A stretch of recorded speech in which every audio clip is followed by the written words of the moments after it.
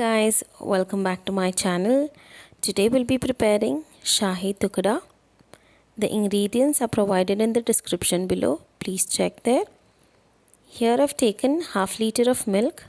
We'll let the milk boil on high flame. The milk is boiling now.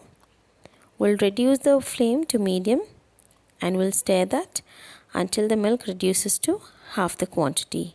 Make sure you scrape the cream which is in the side and mix it with the milk. So here the milk is reduced to half. We'll add sugar and we'll stir it until the milk reduces to quarter quantity or the milk thicken. So here the milk is reduced to quarter quantity. Reminding again, just scrape the cream in the sides and mix it with the rabdi. Finally, we'll be adding Elaichi or cardamom.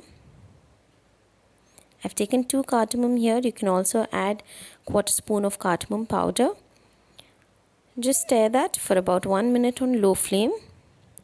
And then we'll off the stove and move to the next process, which is making of sugar syrup. So here I've taken equal quantity of sugar and water, 1/3 cup each. I will boil this syrup for 3 minutes and just stir that occasionally. So here the sugar syrup is ready now after 3 minutes. We'll just off the flame now and move to the last process, which is frying the bread.